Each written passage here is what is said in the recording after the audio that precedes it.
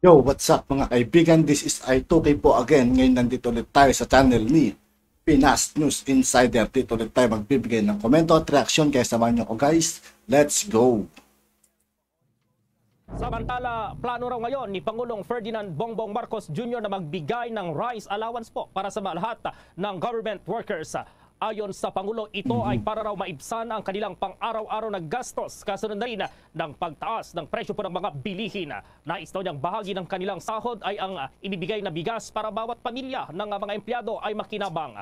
Sinabi ng Pangulong Marcos na siya ring head ng Department of Agriculture na ipapamahagi ang bigas na bibilhin ng pamahalaan sa mas murang presyo, hindi gaya po ng mga ibinebenta sa merkado. Kasabay nito ay magbebenepisyo rin umano ang mga rice producers dahil sa inaasahang pagtaas sa demand ng bigas. Binigyang diin ni Marcos na dapat daw ay baguhin ng gobyerno ang pamumuhay ng mga mahihirap sa subsistence level at ito ay sa kondisyon ng pagkakaroon lamang ng sapat na pagkain at pera para mabuhay. Samantala dito pa rin sa issue, mainit na issue po dito sa sugar importation na mayroon daw dapat masisi dito. Ano? Samantala, ito nga at binibigyan din ng minorya sa Senado na dapat itong si Executive Secretary Vic Rodriguez ang sisihin kaugnay sa sugar importation fiasco at hindi raw itong sina dating Agriculture Undersecretary Leo Sebastian, dating Sugar Regulatory Administrator Serafica at dalawa pang board member ng SRA ang pinapakasuhan. Sinabi ni na Senator Risa Ontiveros, miyembro ng minorya, na dapat ay bilang gatekeeper itong si Secretary Rodriguez, dapat siya ay nagbibigay ng tamang impormasyon kay Pangulong Bongbong Marcos kaugnay sa development ng sugar importation plan. At ayon pa kay Ontiveros, dapat daw ay hindi inisnab o hindi binaliwala nitong si Rodriguez yung mga katanungan o paghihingi ng advice ni na Serafica kung go na yung naturang importation ng 300,000 metric tons ng asukal. Kaya balak nila na sa naturang plenaryo o sa debate sa plenaryo ay igit nila na hindi makasuhan itong apat na opisyal na pinapakausuhan ng Senate Blue Ribbon Committee. At ganun din, abangan daw yung magiging panindigan ng administrasyon kung hindi nga ba sila talaga aangkata ng asukal hanggang December 31, 2022 dahil talagang na-establish naman sa pagdinig na meron daw talagang shortage o kakulangan ng supply ng asukal na nakaapekto na sa mga negosyo at ilan pang mga maliit na kabayan na kumonsumo ng asukal. Nato pang bahagi ng pahayag ni Senator Risa Ontiveros. Ay bilang siya ang pinakamataas na official sa burokrasya.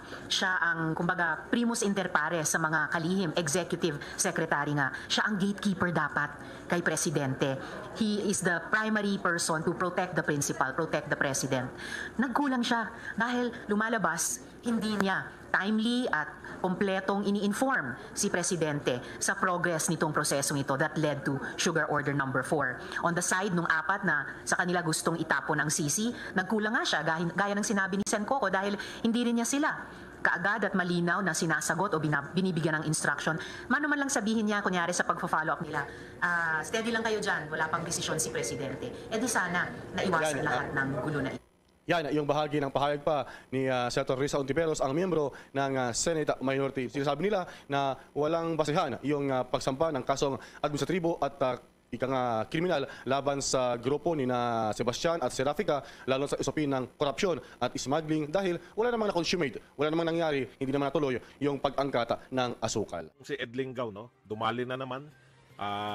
Meron na naman po siyang ito po, harap-harapan na pong panluloko tong ginagawa ni Ed Lingaw, no? Para lang po masiraan tong ating Vice President Inday Sara Duterte. Kaya hindi po natin palalagpasin tong Ed Lingaw na to, no? I-expose po natin tong kanyang mga panluloko sa kanyang programa. O ikaw pa naman ng ikaw pa naman ng kumbaga mahilig mag-fact check. I-expose natin. Hindi ko po alam kung ito po ay pagkakamali lang ba o sinasadya nila kasi hindi lang naman po si Ed Lingaw to, no? Kung ako po na isang vlogger, pwede po yan, nagkamali lang ako. Pero ito po, tinto eh. Diba? News 5 po to. May mga writer, may mga producer, may mga sari-sari po kayo, no? Kaya hindi po pwedeng palagpasin to. Kung hindi po to, kinakailangan na grabe, no? Katulad po ng sinabi ni Ed Lingaw, no? Ang sabi niya po, ayon sa Constitution, 1987 Constitution, Article 7, Section 8, wala daw pong ibang binibigay na tungkulin ang 1987 Constitution sa Vice President ng Pilipinas kung hindi papalit lamang sa Pangulo kung ito ay may nangyaring hindi na kayang magpatuloy, namatay, nagkasakit, etc. Sa madaling salita, ayong pakilinggaw, ang Vice President ng Pilipinas, unlike daw sa iba na may ibang tungkulin, katulad sa Amerika, siya ang Senate President, dito raw sa Pilipinas, spare tire. Okay. Kinote niya po, wala daw iba, no, na tungkulin ng Vice President sa Pilipinas kundi spare tire lamang. Tapos sinunod niya po, pero kung spare tire yan, bakit may 2.3 billion na budget? So, sa madaling salita, pag ikaw nakarinig doon, walang trabaho, pero ang laki ng budget. Di po ba? Ito po, simpleng paninira po ito eh. Pero, niloloko po tayo harap-harapan ni Ed Lingaw. Hindi po ako naniniwala, no? Na sa dinami-dami ng writer ng News 5, imposible pong hindi nila alam na under sa sinabi nilang 1987 Constitution, may iba pang trabaho yung ating Vice President. Okay. Mahirap po yun. Mahirap po na mag-assume itong si Ed Lingaw na wala nang ibang trabaho kundi spare tire. Basahin po muna natin yung binasa ni Ed Lingaw at magbabasa rin po tayo. Itutuloy lang po natin. Ito po yung sinabi ni Ed Lingaw, no? Section 8, Article 7. In case of death, permanent disability, removal from office or resignation of the President, the Vice President shall become the President to serve the unexpired term in case of death, permanent disability, removal from office, or resignation of both the President. Ayan po. Yan po lang daw yung trabaho ng Vice President, no? In case of death, permanent disability, removal from office, or resignation of the President, the Vice President shall become the President to serve the unexpired term, no? Hindi ko nakalimutan kung hindi ko nakita yung tuldok kanina.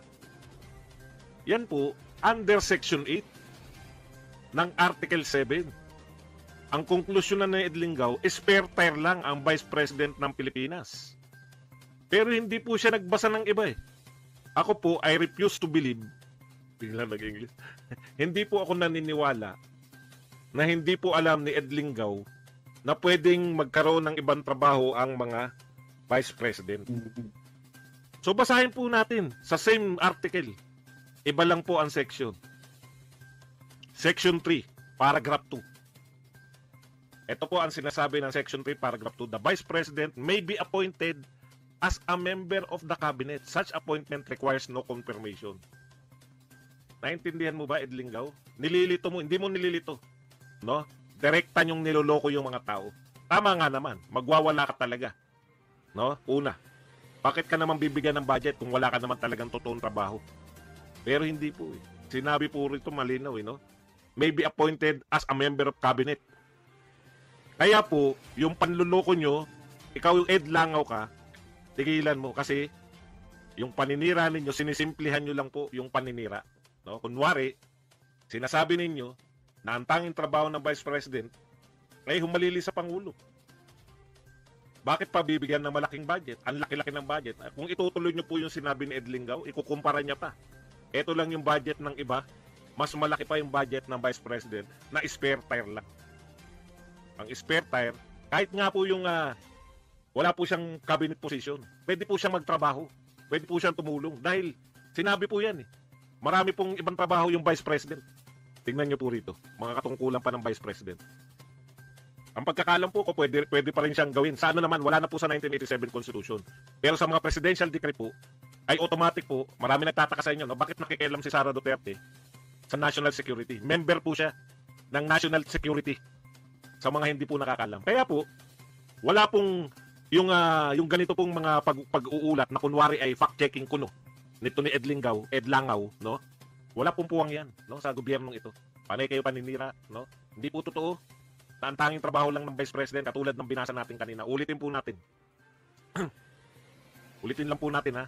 Para po sa kaalaman ninyo. Section 3. Hindi, sabi niya po, ang sinasabi niya po, ang tanging trabaho ng Vice President ayon sa Constitution, tagahalili sa Pangulo kung may nangyari. Hindi po totoo yan. Same Constitution, Sabi po, the Vice President may be appointed as a member of the cabinet. At ang kaibahan po nito, hindi po siya dadaan sa commission on appointment. Hindi po siya pwedeng tanungin nila Risa Hontiveros, nila Alan Peter Cayetano.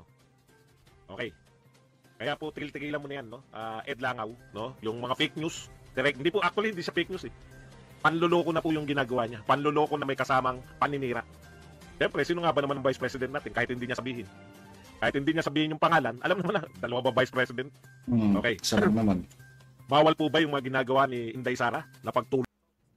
At yun nga po mga kaibigan, dito po nagtatapos ang ating reaction video. Muli ako po si I2K ng Sundalo ng Dunggalo at 811. Maraming salamat sa patuloy na pagsuporta.